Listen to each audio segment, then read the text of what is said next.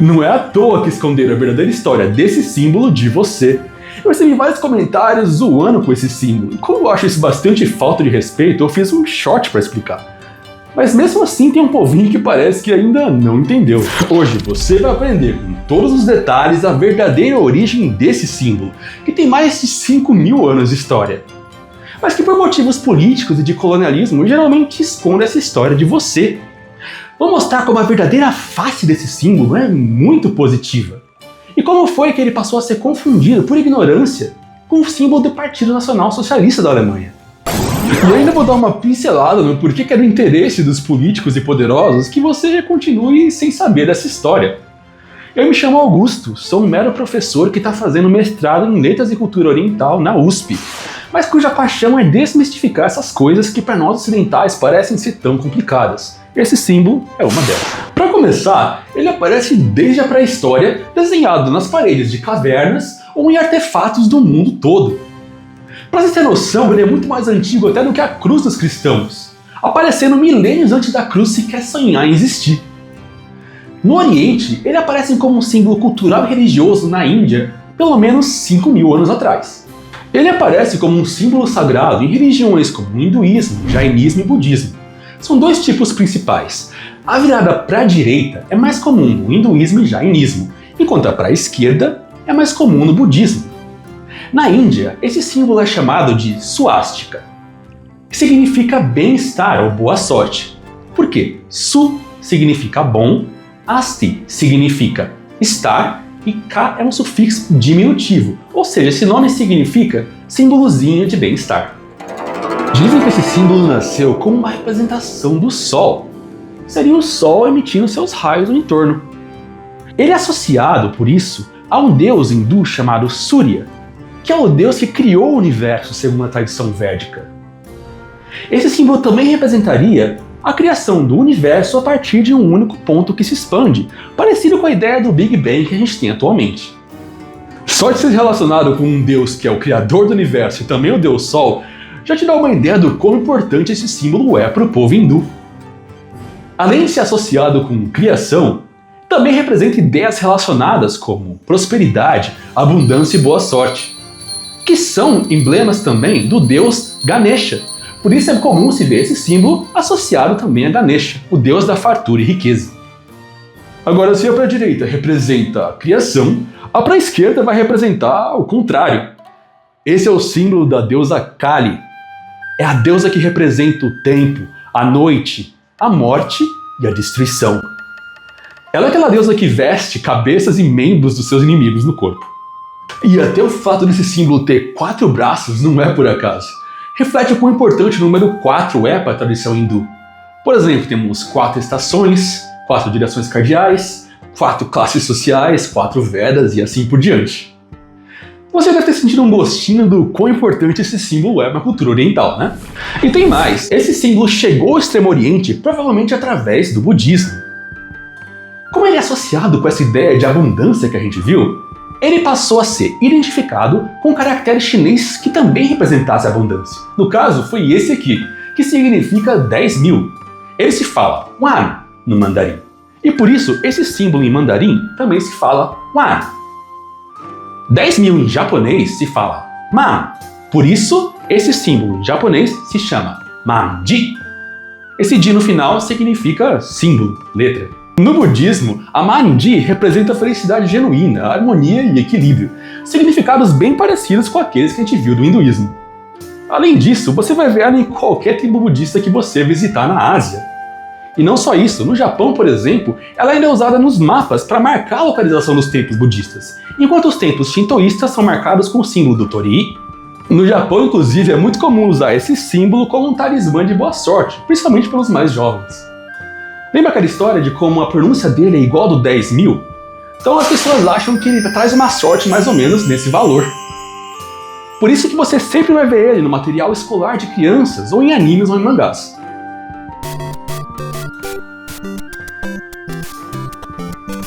E lembra como esse símbolo aparece em inúmeras culturas ao redor do mundo? Podemos ver ele desde em padrões indígenas até em vasos gregos. Esse vaso aqui, por exemplo, tá esse símbolo representando coisinhas brilhantes no céu, parecido com como na Índia ele representa o Sol. E até pouco tempo atrás, esse símbolo também era muito apreciado aqui no Ocidente como emblema de boa sorte. Ele aparecia em revistas, aviões, camisetas de times esportivos, chaveiro da Coca-Cola e em muitas, mas muitas bandeiras. Até que em 1920, o Partido Nacional Socialista da Alemanha decidiu adotar justo esse símbolo como seu emblema. E essa adoção não foi por acaso. No século XIX surgiram várias teorias raciais, e uma delas era da tal raça ariana.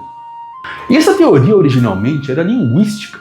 Ela se baseava na ideia de que uma língua arcaica, que seria falada desde a Índia até a Europa, chamada de proto-indo-europeu, seria falada por um povo chamado arianos.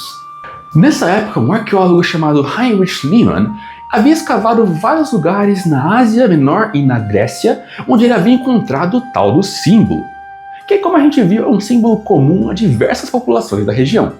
Esse aqui é um exemplo viking do símbolo, por exemplo. E se nutrindo nas teorias racistas da época, ele assumiu que esse símbolo seria o símbolo da raça ariana, o que hoje sabe que não tem nada a ver. Essa raça foi então associada com características específicas, como pele clara, olhos azuis, cabelo loiro, o que o Bigodinho associou especificamente ao povo alemão, que seria descendente dessa tal raça mítica. Esse símbolo já estava em uso na Alemanha por outros movimentos, então tudo que o Bigodinho fez foi pegar o símbolo e alterar ele um pouquinho. Agora, uma coisa importante de falar é que esse símbolo da Alemanha nunca foi chamado de suástica. Esse, como a gente viu, é um nome hindu dele, original. Na Alemanha, ele foi conhecido como Hakenkreuz, que significa cruz de ganchos. E ele é diferente do original, porque ele é sempre rotacionado 45 graus, virado para a direita e acompanha um fundo vermelho característico. E como a educação do Brasil não é das melhores, não é de se surpreender que muita gente nem saiba que esse símbolo é, na verdade, religioso. Mas é bom lembrar que ele é usado há mais de 5.000 anos no Oriente. E tem só 100 anos que ele foi adotado na Alemanha para fazer maldade. Até hoje, toda a população da Ásia Oriental, Sudeste Asiático e Sul Asiático juntos dão mais ou menos uns 4 bilhões de pessoas. Isso é mais do que a metade da população mundial. Cada uma dessas pessoas, certamente, quando olhar esse símbolo, pensa primeiro no seu significado original, de paz. E mesmo com metade do mundo amando esse símbolo, em 2007 tentaram inclusive proibir ele em toda a União Europeia. Aí que pessoas de religiões orientais tiveram que lembrar todo mundo de que esse símbolo é na verdade deles e não dos fascistas. Imagina como é que deve ser você não poder usar o símbolo da sua religião porque um tirano genocida decidiu usar algo parecido. Outra coisa que os orientais criticam é como muita gente aqui no Ocidente tem mania de chamar a cruz da discriminação alemã de suástica, que é o nome sagrado original dos hindus. Essa confusão rolou porque quando os americanos viram isso aqui na bandeira alemã, eles falaram, ó, é uma suástica. Isso porque eles não sabiam que o nome daquilo na verdade é Hakenkreuz. Se você pesquisar só um pouquinho na internet, você acha gente pedindo para que não usem o nome sagrado do símbolo deles para se referir à cruz do ódio alemã. Quando se for falar da cruz alemã, fale o nome certo, Hakenkreuz, ou cruz de ganchos. Assim você não vai estar denegrindo um nome que é sagrado para muita gente. E se ainda assim você quiser usar o nome tradicional hindu para se referir à cruz alemã, que você ao menos especifique, falando suástica nacional-socialista. E agora que você sabe dessa história, quando você se deparar com esse símbolo por aí, pense bem em se associar ele com coisas negativas, porque para muita gente ele é tão sagrado quanto a cruz é para os cristãos. Agora que você já está cansado de saber dessa história, vamos falar sobre como que esse símbolo é visto na nossa sociedade atual. E afinal, por que esconderam isso de você na escola? Como o símbolo é religioso, muitas pessoas religiosas ou espirituais gostariam de usar ele aqui no Ocidente, só que acabam tendo medo porque ignorantes confundem ele com a Hakenkreuz. Na Alemanha, inclusive, a Hakenkreuz é proibida, enquanto o símbolo religioso é permitido, porque se você proibir um símbolo religioso de ser usado, você está fazendo discriminação religiosa, o que é crime. No Brasil, a Lei 7716/1989 diz que é proibido você veicular esse símbolo para fins de divulgação do nacionalsocialismo. Ou seja, você usar o símbolo para outros fins não é proibido. Esse é inclusive o motivo porque você pode mostrar Hakenkreuz se a sua intenção for pedagógica, crítica ou ilustrativa. Isso porque, nesses casos, você está mostrando a Hakenkreuz, só que a sua intenção não é divulgar o nacionalsocialismo. Por isso que pode. Em contrapartida, no Brasil, discriminação religiosa sim é crime. Tem uma lei que diz que vilipendiar publicamente ato ou objeto de culto religioso dá pena de reclusão de 1 mês a 1 ano. E se houver havido violência, a pena é aumentada ainda de 1/3. Ou seja, se você usar esse símbolo na rua e for atacado, você pode processar a pessoa por discriminação religiosa. Por exemplo, se liga nesse comentário aqui de uma pessoa extremamente empática. KKKKK. Se eu ver um budista usando isso na rua, eu vou fazer ele alcançar o Nirvana usando um pedaço de madeira. Que curioso! Sabe quem mais agredia as pessoas na rua por causa da religião delas? Isso mesmo, quem é do bigodinho. Ou seja, a pessoa se acha tão antibigodista que ela pensa que pode discriminar igual o bigodinho discriminava se for supostamente contra o bigodismo.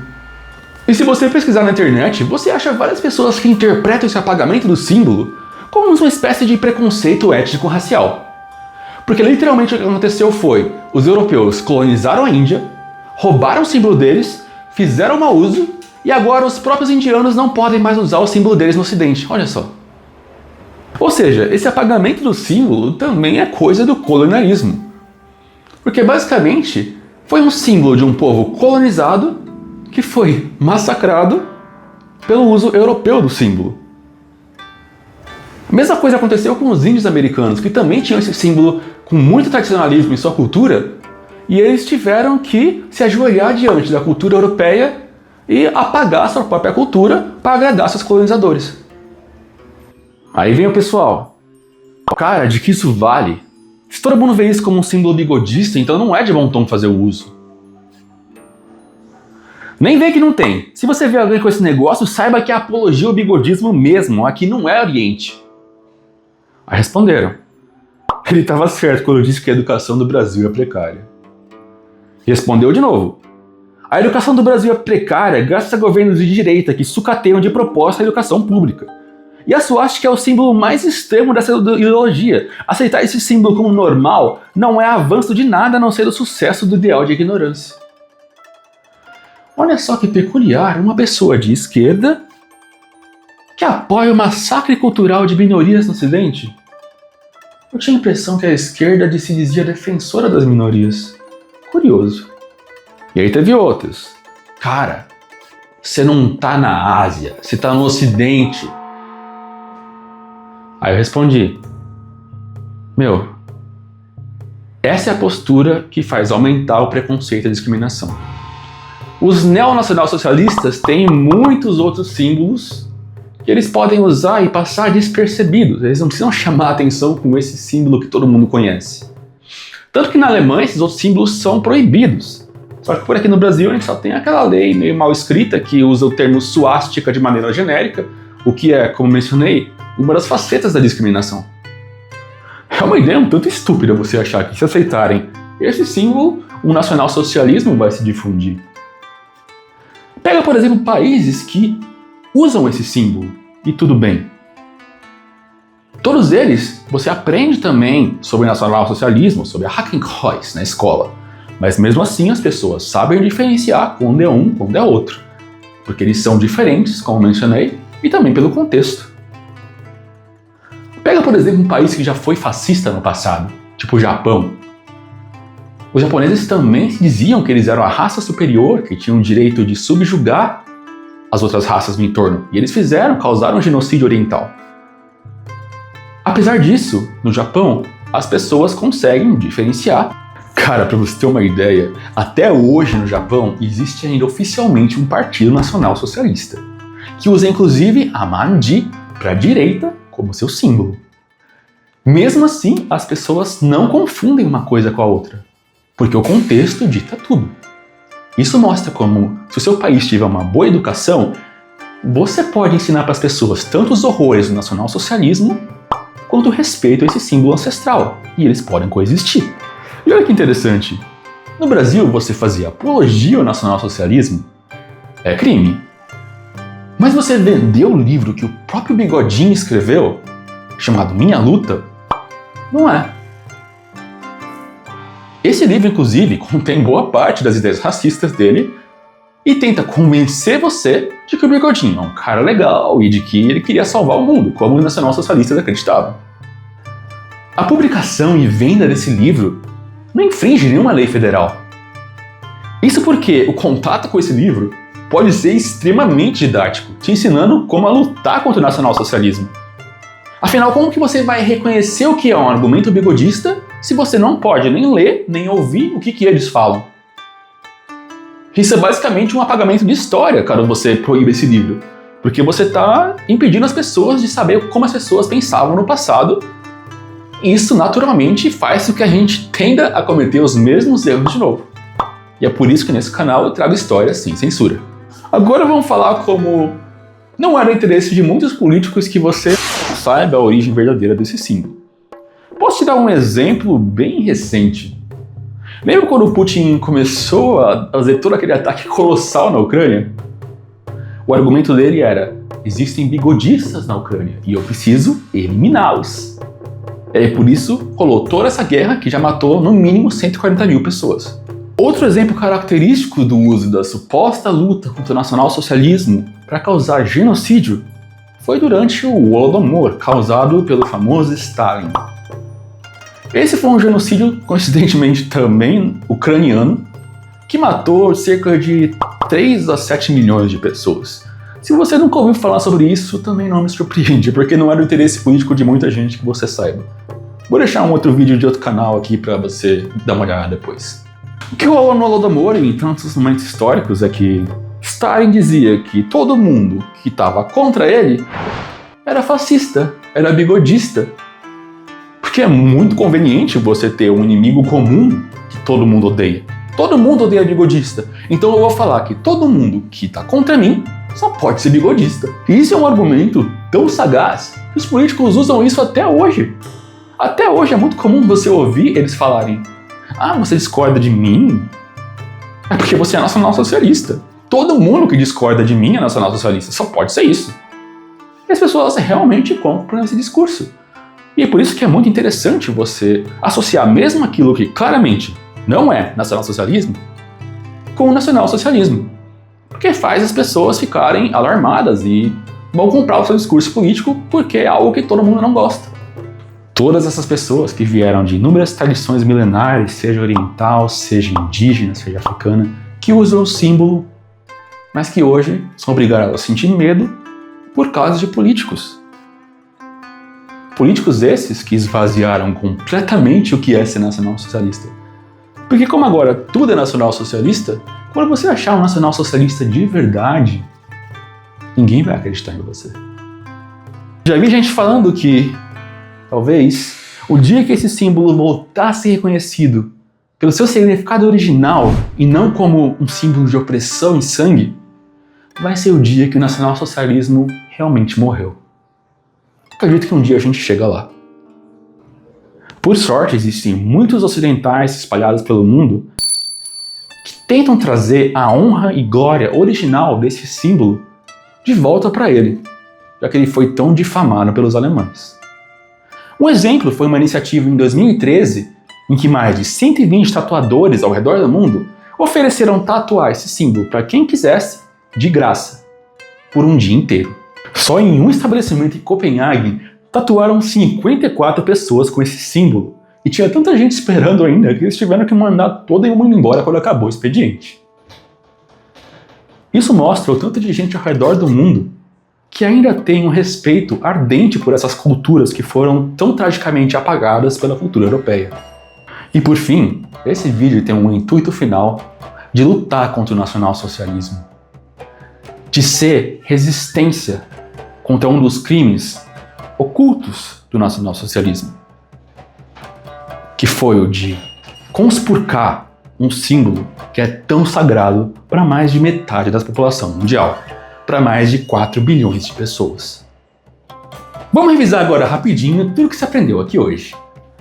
Esse símbolo, desde a antiguidade, era usado por inúmeros povos. E até pouco tempo atrás, no mundo inteiro ele era reconhecido como um símbolo de boa sorte e felicidade. Até que na Segunda Guerra Mundial, os alemães se apropriaram desse símbolo, mudaram um pouquinho e corromperam seu significado.